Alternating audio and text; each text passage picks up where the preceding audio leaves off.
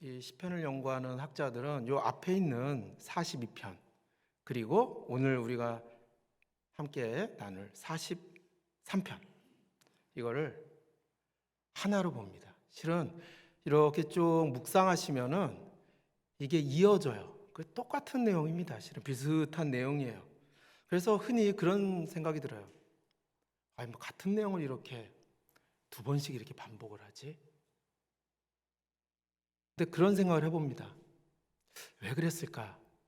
시편 기자가 하면서 아무 이유가 없지 않을 거, 여러 가지 이유가 많을 겁니다. 또 주님의 은혜도 있을 거고. 저는 개인적으로 정말 너무 힘든 상황에 있는 분들에겐 좀 위로가 좀 필요하다. 더블로 한 번의 위로로 안 돼. 그러니까 한 번 더 위로를 한번 해보자. 100번 위로하면 어떻습니까? 어떻게 보면 좀 그런 생각이 들어. 하나님께서 정말 이 시대에 이 시편 42편과 3편은 특히 우리 대한민국 지금 어려움 속에 있는 모든 분들 그리고 앞으로 어려움 속에 있을 우리 모두를 위한 하나님의 은혜다 이렇게 생각을 합니다. 성도님들 비극에 빠져보신 적 있으시죠? 제일 인생을 다 잃었다라고 생각하는 그 얼굴을 하는 그분들은 실은 어른보다는 아이들이 많습니다. 원하는 것을 얻지 못했을 때 저는 많이 봤어요. 특히 예전에는 어린이날쯤 되면은 대형 마트에 그 문구점 이런 게 좀 있어요. 대형 마트. 그러면 꼭 그곳에 세상을 다 잃은 아이들이 한두 명씩 꼭 있습니다. 울기 시작하는데 보통 우는 게 아니죠?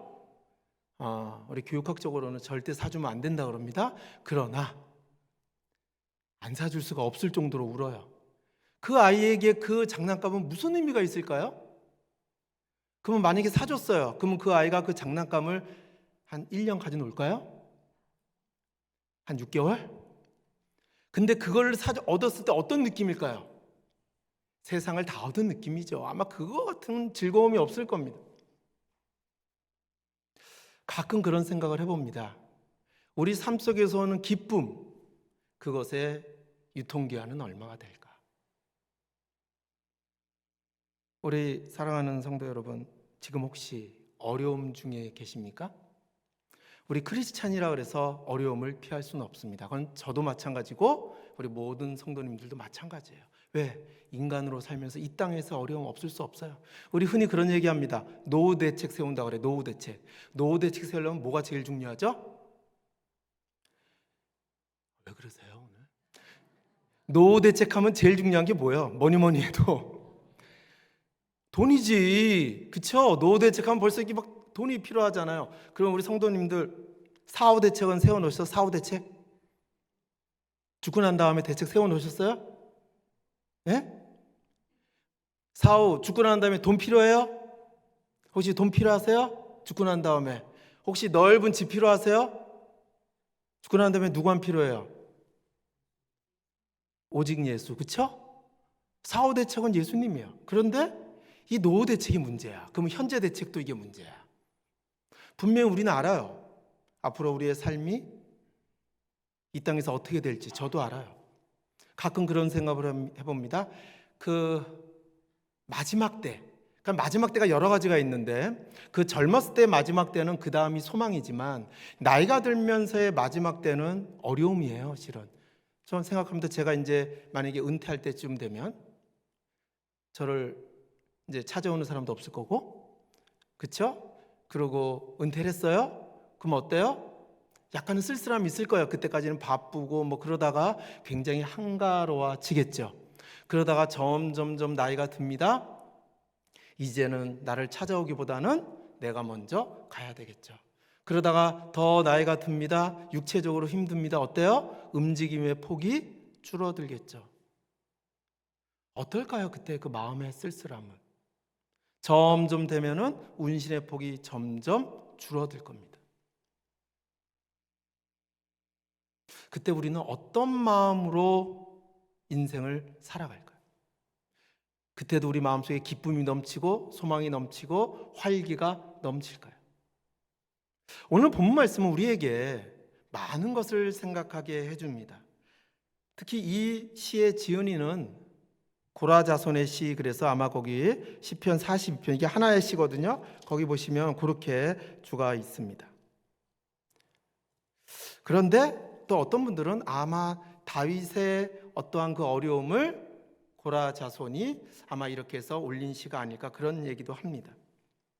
누군지 모르겠어요. 하지만 칼빈 주석에 보면 이렇게 되어 있습니다. 아마 이 시의 지은이는 원수들의 옳지 못한 폭력, 압제, 포악에 의해 자기가 있는 나라에서 쫓겨났어요. 즉 내가 있는 곳에서 쫓겨난 거예요. 쫓겨나서 이것을 어떻게 내가 다시 회복할까 그랬더니 오직 하나님 외에 여호와 하나님께 부르짖는 것 외에는 방법이 없는 거예요. 그랬을 때 다시 주님께로 가고 싶은 그 소망을 갖고 스스로에게 지금 격려를 하고 있다. 그래서 어떤 목사님들은 그런 얘기해요. 이 본문이 자기에게 자신이 설교하는 거다. 너무 힘드니까 자신에게 스스로 되뇌이면서 자신을 격려하는 거다. 그런 내용을 얘기합니다.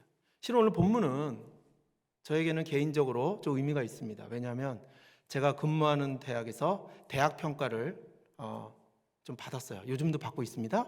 대학은 요즘 평가 받으니까. 그래서 제 기억으로는 16년도, 2020년도 그때 저희 대학이 이제 사범학부에서 교사를 양성하기 때문에 교원 양성 평가라는 걸 받아요. 교육부에서. 그 평가할 때 제가 이제 그 실무위원장을 맡아서 했는데 너무 힘든 거예요. 이거는 잘못하면 정원이 깎이는 겁니다. 그러니까 학과가 폐쇄돼. 이것 때문에 학과가 없어진 대학이 많아요. 그때 이 본문이었어요. 그러면서 제목을 제가 한 게 아니라 이제 퇴임하신 선배님이 펴는데 이렇게 했어요. 어떻게 했냐면 하나님께 소원을 두면 기적이 일어난다.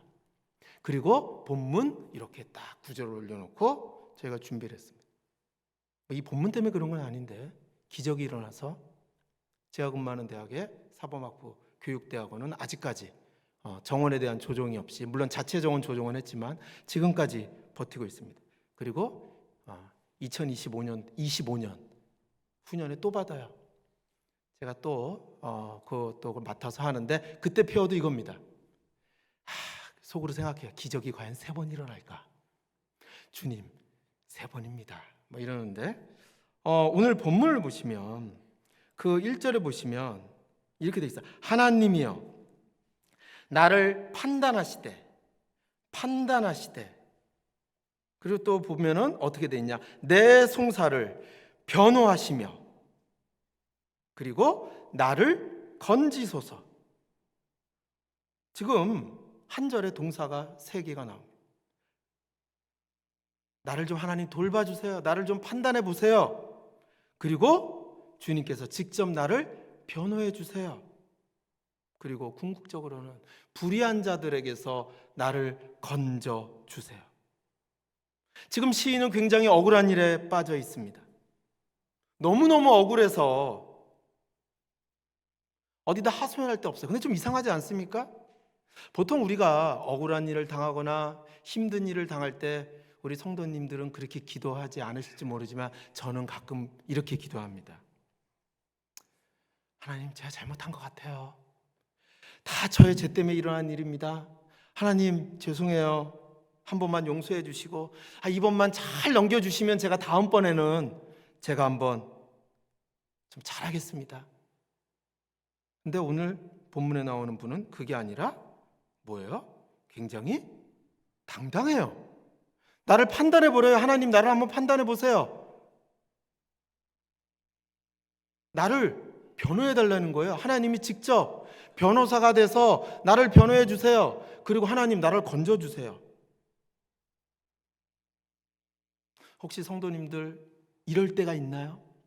이럴 때는 정말 너무너무 억울해서 너무너무 정말 이게 인간의 이치로 이성으로는 도저히 일어나서는 안 된 일이 일어났을 때입니다. 혹시 성도님들 중 혹시 주변에서 이런 환난과 지금 어려운 일에 있는 분들이 계십니까? 실은 제가 서두에도 말씀드린 것처럼 우리 믿는 사람에게도 이런 환난과 시련, 때로는 비극이 다가옵니다. 아마 인간으로서 이 땅에 살면서 이것을 피할 길은 없습니다. 물론 성경에는 많은 축복의 말씀이 있습니다. 땅에서 번성하고 기도하고 두드리며 얹고 있습니다. 이번에 우리 청년 산부 수련회 드디어 다음 주에 그날이 와서 갑니다. 목금토 가는데 주제도 했고 저도 그 2번 설교할 내용 다 정했어요. 하나는 아뢰라, 하나는 구하라예요. 청년들이니까 힘있게 해야죠. 해야 됩니다. 청년들 힘 줘야죠. 그런데 우리가 이 땅에 살면서 실은 우리도 어려운 일이 다가올 수밖에 없어요. 이거는 누구나 겪습니다. 그런데 이럴 때 있죠. 우리가 힘들고 어려울 때 주님께 나와서 기도하면 주님께서 위로해 주십니까? 위로해 주시지 않습니까? 위로해 주시죠. 아마 오늘도 이렇게 앞에 찬양하면서 또 이렇게 앞에 또 목장에서 나와서 이렇게 정말 은혜로운 찬양 하면은 몇 분이 아까 제가 봤는데 눈을 감으시면서 이렇게 그래서 제가 속으로 생각했습니다. 저분들은 이미 은혜 다 받았다. 저분들은 지금 가셔도 되는데 뭐 생각했어요. 우리가 어렵고 힘들 때 오면은 위로를 받아요. 때로는요 사람을 통해서도 위로받을 때가 있어요. 사람을 통해서 요즘에는 사람을 통해서 위로받기 어려우니까 이제 누굴 통해서 위로받아요? 오늘 좀 너무하시네. 비도 내리고 저 정말 힘들게 왔어요. 비 와가지고 차 엄청 막히고 사당동에서 여기 오는데 1시간이 넘. 요즘에는 동물에게까지 위로받잖아요. 반려동물. 아마 10년 전에 반려동물 그러면 아마 좀 이상하게 봤을 거예요. 근데 지금 어때요? 그냥 가족이라고 그러잖아요. 그래서 가끔 목사님들이 당황하실 때가 있대요. 이렇게 신방을 가면 집사님이 나오셔서 그런데요. 우리 애기에게도 안수기도 해달라는 거예요. 동물에게는 영혼이 없습니다. 그럼 목사님들이 이거 안 해주면 또 저분이 시험 들 텐데 우리 교회는 그런 분들 안 계시리라고 제가 미리 말씀드렸습니다. 동물에게 위로를 받는다고요. 우리 친구들에게 위로받을 때 있어요. 사람들에게 위로받을 때 있어요. 얼마나 갑니까? 좀 갑니다. 그래도. 그런데 정말 우리가 모든 것으로부터 버림받았다고 생각할 때, 정말 그럴 때, 그때 우리는 2절과 같은 탄식을 할 수밖에 없습니다. 한번 다 같이 한번 해보겠습니다. 주는 시작.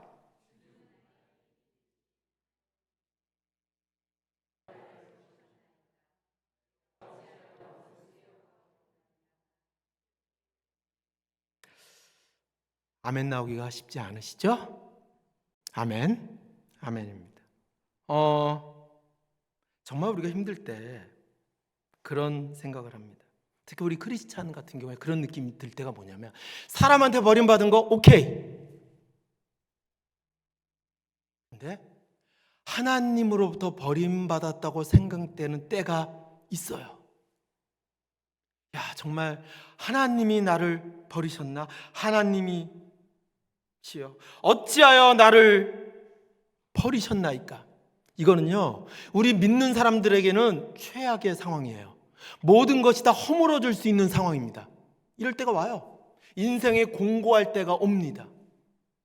그때 어떻게 하시겠어요? 우리에게 이럴 때가 온다고요. 마치 하나님이 나를 다 버리신 것 같아요. 하나님이 안 계신 것 같아요. 일하지 않으세요. 너무 힘든 시절이 옵니다. 실은 이 구절은 마가복음 15장 34절 안 찾으셔도 됩니다. 제가 대신 제9시에 예수께서 크게 소리 지르시되 엘리 엘리 라마 사막다니 하시니 이를 번역하면 나의 하나님 나의 하나님 어찌하여 나를 버리셨나이까. 오늘 이 본문을 예수님께서 십자가에서 이걸 읊으셨어요. 근데 잘 생각해 보시면 이게 뭐냐?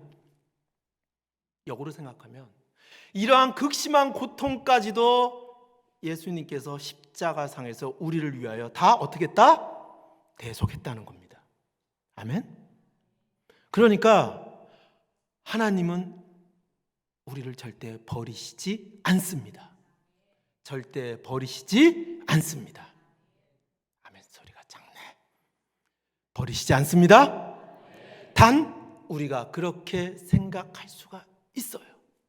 그런 상황이 우리에게 닥칠 수가 있습니다.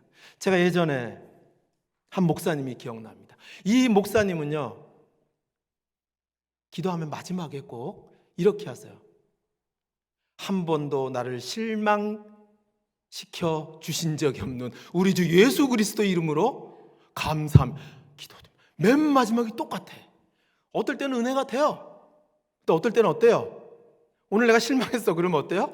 오늘 내가 승진해서 떨어지거나, 오늘 뭔가 주식이 막 폭락하거나, 아니면 뭐 집값이 폭락하거나, 우리에게 시험에 떨어지거나, 갑자기 나에게 질병이 오거나, 관계에 문제가 있어가지고 틀어지거나, 그러면 나올 수 있겠어요? 근데 그분은 한결같아. 한 번도 하나님이 자기를 실망시켜 드린 적이 없답니다. 오늘 본문을 묵상하면서 설교 준비하면서 그분이 또 떠올랐어요. 왜 그분은 그랬을까? 하나님께서, 예수님께서는 우리에게 향하신 모든 저주, 이 시인이 지금 탄식하는 이것까지도 십자가상에서, 왜? 예수 그리스도께서는 끊어진 바 되셨거든요. 그 상태에서 맨 밑바닥까지 갔다 오셨거든요. 그러니까 우리는 더 이상 이런 일은 우리에게 일어나지 않습니다. 그러나 우리는 그렇게 느낄 때가 있습니다. 그런데 오늘 보면 본문 2절을 보면 정말 이 시인에 있잖아요. 아주 새로운 면모를 봐요. 거기 보면 주는 뭐라 그랬어요? 나의 힘이 되신 하나님. 뒤에는 뭐 이시건을 했지만, 그러니까 이 시인은 주는 누구 뭐예요? 나의 힘이 된다라고 믿고 있는 겁니다. 시인은 지금 이 고백을 먼저 하는 거예요. 주는 나의 힘이 되십니다. 실은 다윗도 시편 18편 1편에서 동일한 고백을 합니다. 그런데 제가 한번 찾아봤어요. 똑같이 여호와는 나의 힘이요 또는 주는 나의 힘이요, 제가 진짜 찾아봤습니다. 성경을 찾아본 거 아니고 저희 쓰는 프로그램이 있어요. 이렇게 딱 한번 검색하면 나옵니다. 성경이 총 12번 나와요. 그런데 시편에 5번이 나오더라고요. 그러니까 시편의 시인은 정말, 우리 시편 아름답잖아요. 근데 그만큼 어때요? 주는 나의 힘이야. 주는 나의 힘이 돼야 돼. 그만큼 또 어렵다는 것을 반증하는 것입니다. 그러면 왜 이렇게 처절한 상황 속에서도 이 시인은 다른 곳이 아니라 왜 하나님의 도우심과 인자하심을 간절히 원하고 기다리는 걸까요? 그것은 3절에 그 해답이 나옵니다. 3절 다 같이 한번 주의 빛과 시작.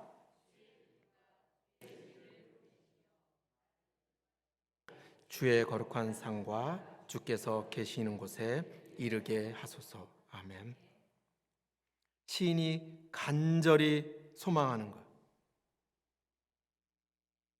이 3절만 놓고 보면요, 시인은요 지금 당하고 있는 고난을 피하고 싶은 게 아니라 지금 하나님이 계시는 성소에, 성전으로 가고 싶다는 것을 말하고 있어요. 그럼 지금 시인은 어떤 상황이에요? 마음 놓고 예배를 드릴 수 없는 상황이라는 걸 알 수 있어요. 성전에 가고 싶어도 갈 수 없는 상황이에요. 시인은 지금 자신의 안이나 그게 문제가 아니라, 상황이 나아지기를 원하는 게 아니라 하나님께 뭘 간구해요? 나 지금 주님 성전에 가서 예배 드릴 수 있게 도와주세요. 물론 어떤 사람들은 그런 얘기합니다. 하나님 모든 거 다 있는데 왜 하필 교회를 가야 돼? 근데 여러분 그거 아셔야 됩니다. 우리가 이렇게 수요일 날 나와서 예배 드리는 거, 이거 축복입니다. 이게 축복입니다. 지금 비극적인 상황 속에 있는 이 시인은 간절히 바란 게 바로 예배를 드리는 거였습니다. 지금 여러분들이 이미 복 받으신 거예요? 축복 받으신 거예요? 지금 이 자리는 가끔 그런 얘기 하잖아요. 누군가가 그렇게 예배 드리고 싶어서 사모했던 그 자리입니다. 성도님들, 내년 이맘때 이 자리에서 예배 드리시라고 확신하세요? 정말 믿음 좋으신 겁니다. 정말이에요. 저는 예전에 플라시도 도밍고라고 세계 3대 테너 있잖아요. 멕시코. 그분이 했던 말 중에 자기는 무대를 쓸 때 이번이 마지막이라고 생각하고 무대를 쓴대요. 최선을 다한대요. 저는 그때 그렇게 생각했어요. 예전에 젊을 때는 정말 이분이 최선을 다하시는 거구나. 저는 지금 그렇게 생각하지 않습니다. 그분은 진짜 내일이 어떻게 될지 모르고 마지막이라고 생각하면서 삶을 살았던 거예요. 그러니까 그분이 최정상에서 그렇게 지속할 수 있었던 겁니다. 최정상에서 지속하기 위해서 그런 마음을 가진 게 아니라 그런 마음가짐을 가지니까 그렇게 된 거예요. 저는 생각합니다. 가끔 누군가 와서 1년 후에 어떻게 하면, 저 진짜 얘기합니다. 1년 후 어떻게 될지 몰라. 그렇게 얘기합니다. 솔직히. 왜? 지금의 상황을 보면. 그러니까 1년 후 이렇게 하시는 분들은 믿음이 엄청 좋으신 분들. 지금 오늘 본문에 있는 시인, 예배 드리고 싶대요. 성전에서 예배를 드리고 싶대요. 왜 성전에서 예배를 드리고 싶은지 4절 한번 같이 읽어보겠습니다. 그런즉 시작. 제단에 나아가 나의 큰 기쁨에 하나님께 이르리이다. 하나님이여, 나의 하나님이여, 내가 수금으로 주를 찬양하리이다. 지금 힘든 상황인데 뭐 하고 싶대요? 찬양하고 싶대요. 좀 이상하지 않아요? 지금 너무 힘든 상황인데 지금 간구하며 구하는 게 뭐예요? 하나님, 나를 뭐 환난 중에서 하고, 그게 아니라 교회 가서 예배 드리고 싶다는 거예요. 제가 십몇 년 전에 제가 있는 근무하는 곳에서 이렇게 함께 젊은 학생을 데리고 중국에 이렇게 가는 12제자 훈련 프로그램이 있었습니다. 지금 대학에 예산이 없어서 그런 프로그램 못합니다. 15년 동안 등록금이 동결돼가지고 이런 얘기하면 죄송합니다. 쓸데없는 얘기. 그런데 그때 지금도 잊지 못해요. 선교사님, 제가 한번 설교에서 한번 말씀드린 것 같은데 어제 저녁 뭐 드셨는지 모르니까 기억 못 하시니까 땡큐. 지금도 기억하는 게, 저희가 그 선교사님이 사역하는 그 선교사 가명이었고요. 이름도 밝히지 않았고요. 그냥 총신대 신대원 몇 회 졸업생, 이건 알고 나중에 제 이름 알게 됐지만 다 가명이었어요. 그리고 그 모 대학의 박사과정에서 공부하면서 하는데 저희를 데리고 지금 현재 중국인 선교하는 그곳으로 저희를 데려갔어요. 나중에는 어떻게 갔냐면요, 저희 안대를 다 씌우고요, 손만 잡고, 지금 어떻게 갔는지 몰라요. 가서 어느 아파트를 갔어요. 근데 암막 커튼이 쫙 드려져 있습니다. 그리고 거기에 중국인들, 현지인들입니다. 30명 정도 했습니다. 그때 이제 같이 갔던 신대원 김창원 교수님, 이제 신대원 정대하신 그 교수님이 이제 거기서 눈물 흘리면서 이제 설교를 하셨는데, 목숨 걸고 예배를 드리는 거예요. 공안한테 걸리면, 지금은 더 힘들었지만 그때 중국에 삼자교회 있었습니다. 저희 삼자교회도 갔어요. 공산당이 딱 위에 있고, 그러니까 하나님 앞에 공산당이 있는 거예요. 암막 커튼을 치고 거기서 조그만 불빛을 해놓고 예배를 드리는데 다 울어요. 옆에서 한국말로 예배하면은 선교사님이 중국어로 번역해 줍니다. 약간 좀 텀이 있잖아요. 다 울어요. 왜? 그들은요, 거기 와서 말씀 듣고 찬양하는 게 그냥 기쁨이에요. 그게 그들의 삶의 존재의 이유입니다. 지금도 북한에 있는 지하교회에 있는 성도들 몰래 해서 톡을 파고 땅속에 들어가서 예배드립니다. 걸리면 아오지예요. 근데 왜 합니까? 지금 나의 삶은 너무나 어렵고 힘들지만 그곳에서 위로를 받을 수 있는 유일한 것은 누구밖에 없다? 하나님께 예배 드리는 것밖에 없다는 것입니다. 시인은 하나님은 나의 큰 기쁨인데 여기서 기쁨이 바로 조입니다. 즐거움입니다. 정말 즐거움입니다. 우리의 인생에서 가장 즐거운 것이 무엇인가 한번 생각해 보세요. 우리 성도님들 수많은 즐거움이 있으리라고 생각합니다. 혹시 아름다운 자연을 보고 즐거워하시나요? 배우자 때문에 즐겁나요? 자녀들, 건강, 직장, 친구, 취미 생활하면서 즐거울 수 있죠? 너무너무 즐거울 수 있어요. 어떤 분들은 그럽니다. 너무 삶이 즐거우니까 이런 얘기한대요. 목사님, 천국에 가도 이렇게 즐거운 삶을 살 수 있을까요? 아우, 천국에도 이런 취미 생활하면 좋을 텐데. 그런 일은 없습니다. 물론 이런 모든 것이 하나님께서 주신 것이라면 그건 하나님의 은혜입니다. 왜냐하면 하나님의 은혜가 이런 것들을 통해서 우리에게 올 수가 있어요. 그러나 우리가 누리는 자연이나 배우자나 자녀들이나 건강이나 직장이나 친구나 취미나 인간관계나 이건 언제나 기쁨의 대상이 될 수 없습니다. 왜냐하면 이런 모든 것은 오로지 하나님과의 올바른 관계 속에서만 우리에게 즐거움으로 다가올 수 있게 되는 것입니다. 우리 인생의 가장 커다란 비극은 무엇입니까? 하나님의 성소에 나아가지 못하는 것입니다. 시인이 내 영혼아 내가 어찌하여 낭망하며 어찌하여 내 속에서 불안해하는가라고 탄식하는 이유는 바로 하나님이 나를 버리셨구나, 그러한 낙심과 불안에 빠져서 교회에 못 나가는 거예요. 정말 우리에게 최고의 비극은 하나님이 나를 버리셨다라고 혼자 생각하면서 혼자 집안에서 치과하면서 우울감에 빠져서 아무데도 못 가고 그렇게 즐겁게 예배드리던 공동체에도 못 나가면서 있는 거예요. 그래서 지금 시인은 하나님께 간절하게 소망드립니다. 하나님의 빛과 진리가 나에게 속히 와서 이 어두움을 몰아내고 나를 하나님의 전으로 인도해 달라고 하는 것입니다. 찬송 중에 혹시 내 구주 예수를 더욱 사랑 아시죠? 노래를 잘 못하기 때문에 생략. 내 구주 예수를 더욱 사랑, 엎드려 비는 말 들으소서. 내 진정 소원은 내 구주 예수를 더욱 사랑, 더욱 사랑. 이거의 작사가는 누군지 다 아시죠? 아마 많이 들어보시라고 생각하는데 이 작사가 프란티스 여사라고 하는 분이 지었대요. 목사님 사모님. 결혼 워낙 몸이 약한 분인데 11년 차에 전염병이 돌아서 두 아이가 죽었습니다. 낭만과 실망 속에서 최악의 경우죠. 부모에게 자식이 먼저 세상을 등진다는 건 최악입니다. 그래서 하루하루를 시름 속에 있었습니다. 근데 목사님, 프란티스 목사님이 아내에게 이렇게 얘기하는 거예요. 이렇게 생각해 보니까 우리가 두 자녀를 잃은 슬픔이 너무나 큰데 사랑하는 자녀들이 조금 먼저 지금 하나님 품에 간 거다. 자기는 그런 환상을 봤다는 거예요. 지금 하나님 품에서 우리 자녀들이 평안이 있다는 거예요.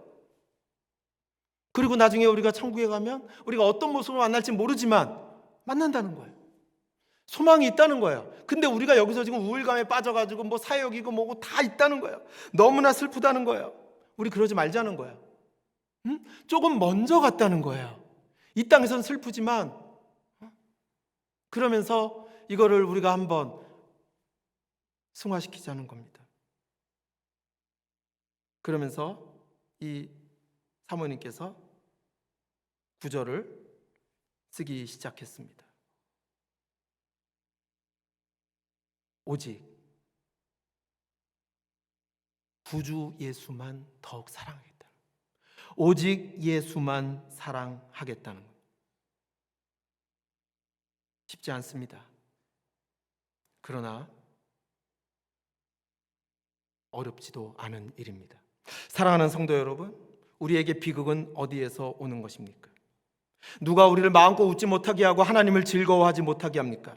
물론 경제적으로 어려우면, 인간관계가 좋지 못하면, 건강이 좋지 못하면 우리는 마음껏 웃지 못할 수도 있습니다. 그러나 아무리 경제적으로 풍요로워도, 인간관계가 아무리 좋아도, 아무리 건강해도 우리 삶에 주님이 없으면 우리의 삶은 비극으로 끝날 수밖에 없습니다. 우리의 원수는 지금, 우리의 원수 마귀는 지금도 언제나 우리가 하나님을 통해 기뻐하는 것을 방해하고 있어요. 때로는 돈으로 우리를 넘어뜨리려고 합니다. 때로는 인간관계로, 때로는 자식의 문제로, 때로는 가정의 어려움으로, 건강의 문제로 우리를 힘들게 해서 우리가 비극에 빠져서 하나님이 너를 버렸다라고 생각해 혼자 가서 울어, 이렇게 저와 여러분을 만들 수 있습니다. 그럼 우리 어떻게 될까요? 목적 없이 세상을 허비할 수도 있습니다. 이런 낙심과 불안은 우리에게 계속 다가올 수 있습니다. 그러나 만약에 우리가 사도 바울같이 어떠한 상황 속에서도 이것을 하나님께 찬양 드리는 걸로 승화시킨다면 우리는 세상이 감당하지 못하는 크리스찬이 되는 겁니다. 저는 우리 성도님들이 좀 그런 마음이 있었으면 좋겠어요. 세상이 나를 감당하지 못하는 거예요. 일이 있어도 좀 웃으세요. 웃을 수 없죠. 하지만 마귀가 도저히 감당이 안 돼. 이 인간 도저히 안 되는 거예요. 아무리 해도 안 돼.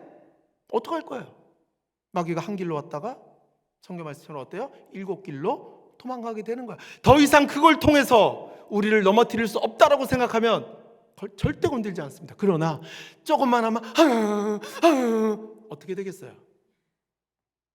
마귀의 밥이에요. 조금만 되면 옛날 제 얘기입니다. 이렇게 마귀가 우리를 비극에 빠뜨릴 때 성도님도 오늘 본문을 기억해야 됩니다. 우리가 허무와 슬픔에 빠져 하나님이 나를 버렸다고 생각하게 마귀가 만들 때, 궁극적으로 세상의 것으로만 우리에게 기쁨이 있음을 자꾸만 강조할 때, 그렇게 되면 하나님을 더 이상 기뻐하지 않게 됩니다. 이거는 진짜 비극적인 삶입니다. 우리 주변에 이런 비극적인 삶을 살고 있는 사람들이 너무나 많습니다. 우리 가족 중에도 있을 수 있고요, 친구, 회사, 동료 중에도 있을 수 있습니다. 여러분 어떻게 하실 거예요? 그대로 내버려 두실 겁니까? 그들이 그 비극적인 삶 속에서 그대로 낭망하면서 세상의 것으로 하나의 사탕으로 즐거워하면서 있는 모습을 보고 계실 거예요? 아니면 그들을 그 비극에서 나와서 기쁨과 즐거움으로 아름다운 곳이 있는 이곳으로 우리가 모셔와야 되지 않겠습니까? 모셔와야 되지 않겠습니까? 지금 있다고요. 교회 왜 가냐고. 세상 게 더 좋다고. 돈 벌어야 된다고. 왜 그러냐고. 노후 대책은 될지 모르지만 사후 대책은 안 됩니다. 사랑하는 성도 여러분, 고난 앞에 우리 낙심하고 불안할 수 있어요. 그러나 우리에게는 예수 그리스도가 있습니다. 십자가에서 모든 우리의 죄를 사하신 예수 그리스도가 있습니다. 그리고 하나님만이 우리의 즐거움입니다. 정말 간절히 바랍니다. 저와 우리 성도님들, 세상이 감당치 못하는 그러한 크리스찬 되시기를 소망합니다.